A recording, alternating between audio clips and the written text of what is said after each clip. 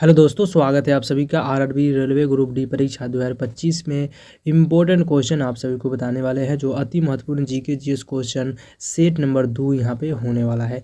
पहला सेट यहाँ पे हो चुका है, तो चलिए वीडियो को शुरू करते हैं। क्वेश्चन नंबर 1 से करने वाले हैं, निम्न में से किसकी विद्युत चुम्बकीय तरंग की सबसे लंबी होती है। विद्युत चुम्बकीय तरंग जो होती है वो सबसे लंबी होती है, तो ये अवरक्त किरण जो होती है उसकी विद्युत तरंग जो होती है वो सबसे लंबी होती है। ऑप्शन डी इसका करेक्ट आंसर हो जाता है। अगला प्रश्न आपका यहाँ पे आ जाएगा। प्रश्न है कि विद्युत शक्ति का इकाई जो होता है वो क्या होता है। विद्युत शक्ति जो होती है उसकी इकाई अगर पूछी जाए तो क्या होता है, तो विद्युत शक्ति का इकाई जो होती है वो होता है वाट होता है। क्या होता है? वाट होता है। ऑप्शन 20 का करेक्ट आंसर हो जाता है, याद रखना आप सभी को।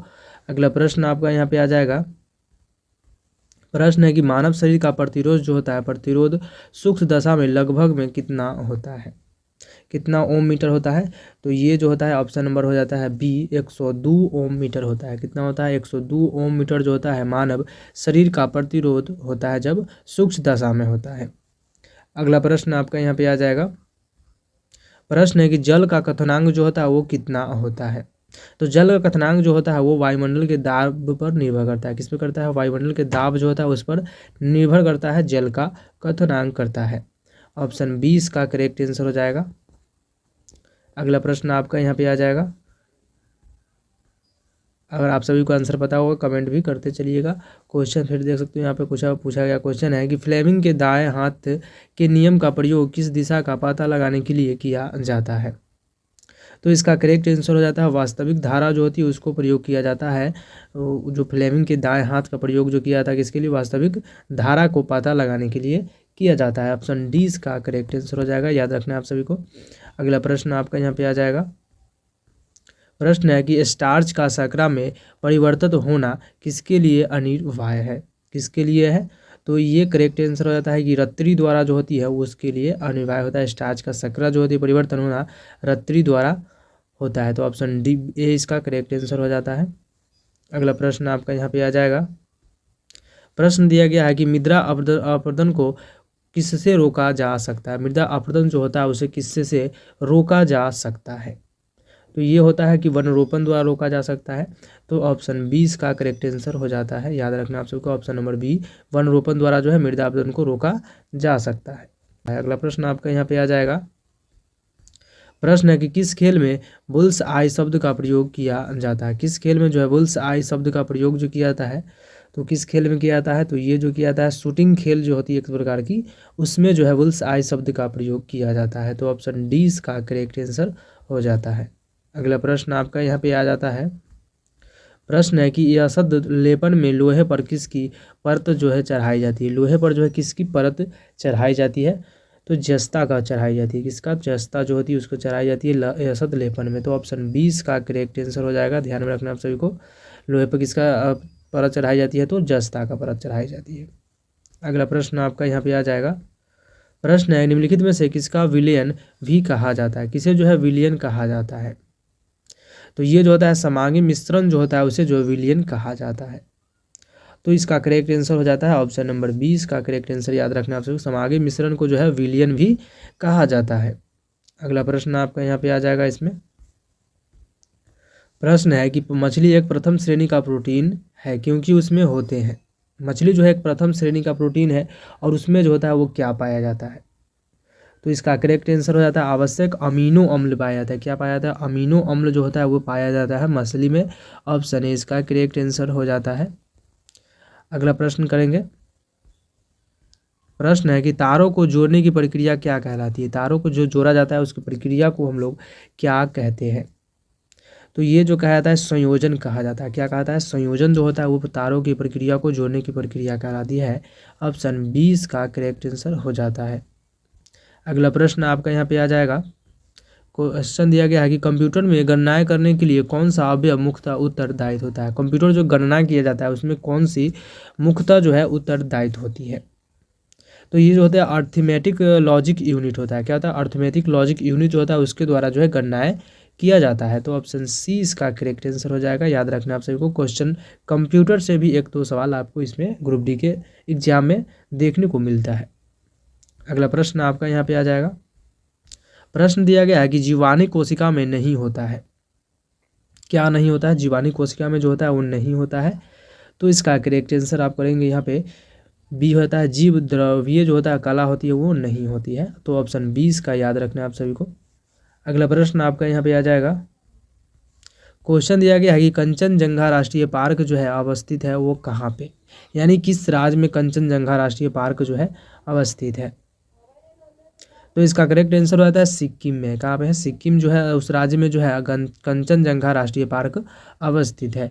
सिक्किम जनसंख्या की दृष्टि से भारत का सबसे छोटा राज्य भी है, याद रखना आप सभी को। और बड़ा कौन सा हो जाएगा, तो 12 याद रखना है, यूपी यानी उत्तर प्रदेश जो है जनसंख्या की दृष्टि से बड़ा राज्य हो जाता है।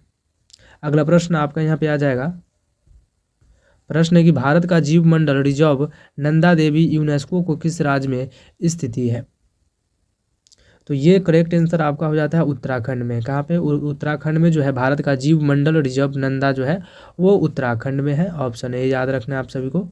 अगला प्रश्न करेंगे, प्रश्न है कि भारत में तेल की पहली बड़ी परिष्करणशाला जो अवस्थित हुआ था वो कहाँ हुआ था।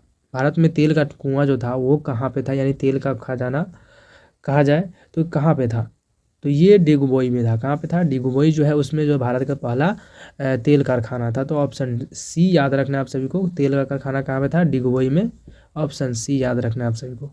अगला प्रश्न आपका यहाँ पे आ जाएगा, फिर से क्वेश्चन दिया गया है कि वीकन प्रकाश के रूप में प्रयुक्त निष्क्रिय गैस होता है। वीकन जो है प्रकाश के रूप में प्रयुक्त निष्क्रिय गैस जो होता है इनमें से कौन सी गैस होती है। तो ऑप्शन डी याद रखना है आप सभी को, NE होता है। अगला प्रश्न आपका यहाँ पे आ जाएगा, क्वेश्चन है कि बेकिंग सोडा का रासायनिक नाम जो होता है वो क्या होता है। बेकिंग सोडा जो होता है उसका रासायनिक नाम आपसे पूछेगा तो क्या होता है, तो सोडियम बाइकार्बोनेट होता है। क्या होता है, सोडियम बाइकार्बोनेट। ऑप्शन 20 का करेक्ट आंसर हो जाता है। अगला प्रश्न आपका यहाँ पे आ जाएगा, प्रश्न है कि जब मेडलीफ ने अपना काम शुरू किया तब उस कितने तत्व ज्ञात करे थे। जब मेडलीफ तत्व का जो ज्ञात किए थे उस समय अपना काम शुरू किए मेडलीफ आवर्त सारणी का, तो कितने तत्व पहले खोजा गया था। तो इसका करेक्ट आंसर हो जाता है 63 तत्व थे। कितने तत्व थे, 63 तत्व थे तब मेडलीफ ने अपना काम शुरू किया था।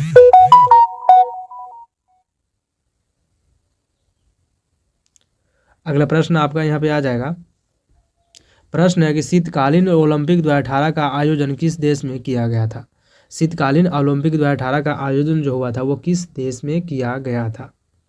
तो ये जो किए गए थे दक्षिण कोरिया में किया गया था। कहाँ पे, दक्षिण कोरिया में किया गया था। ये करेंट अफेयर से सवाल है। अगला प्रश्न आपका यहाँ पे आ जाएगा, प्रश्न है हाल ही में माटुंगा रेलवे स्टेशन की Limca book of the records 2018 में शामिल हुआ यह स्टेशन स्थित है। कहाँ पे है, तो ये हो जाएंगे आपको मुंबई में हो जाएंगे। ऑप्शन डी इसका याद रखना है, मुंबई में जो है हाल ही में माटुंगा रेलवे स्टेशन जो है लिम्का बुक ऑफ रिकॉर्ड 2018 के शामिल हुआ है। तो ये कहाँ पे है, मुंबई में है। अगला प्रश्न आपका यहाँ पे आ जाता है, प्रश्न है कि विश्व हिंदी दिवस कब मनाया जाता है। ये सारे क्वेश्चन जो है आपको पूछेगा, क्वेश्चन हम बता रहे हैं यहाँ पे प्रीवियस ईयर है। हिंदी दिवस जो मनाया था, विश्व हिंदी दिवस, वो कब मनाया जाता है। तो ये मनाया जाता है आपको, ऑप्शन नंबर सी होता है 10 जनवरी को मनाया जाता है। ऑप्शन सी इसका करेक्ट आंसर हो जाता है। अगला प्रश्न आपका यहाँ पे आ जाएगा, प्रश्न दिया गया कि हाल ही में केंद्र सरकार के किसे इसरो का नया अध्यक्ष नियुक्त किया गया। इसरो का जो है किसे नया अध्यक्ष जो है नियुक्त किया गया इसरो का। तो इसका करेक्ट आंसर आपका हो जाता है डॉक्टर के सिवान को किया गया। किसको, डॉक्टर के सिवान को जो है हाल ही में केंद्र सरकार के इसरो का नया अध्यक्ष चुना गया है। अगला प्रश्न इसमें आ जाएगा आपका, क्वेश्चन है 1 फरवरी 2019 को समाप्त सप्ताह के दौरान देश का कुल कितने विदेशी मुद्रा भंडार कितना है।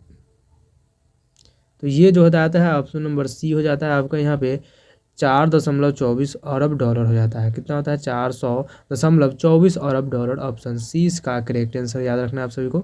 अगला प्रश्न आपका यहाँ पे आ जाएगा, प्रश्न है कि मनी मेखलाई को सार्वजनिक निदेशक नियुक्त किया गया था जिस क्षेत्र में बैंक का कार्यकारी है।